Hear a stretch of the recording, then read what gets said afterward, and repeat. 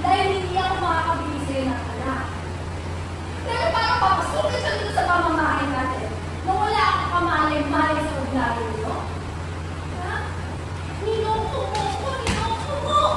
See? Yan ang sinasabi ko. Nagtatanong ka, tapos ngayon mag-overreact ka pag nalaman mo yung totoo.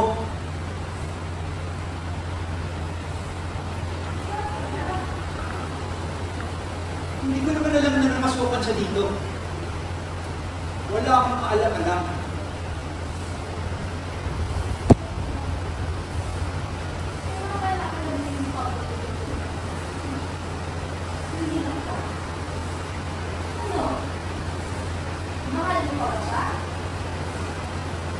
Hindi ko malinis eh. Na ikaw ang pinili ko.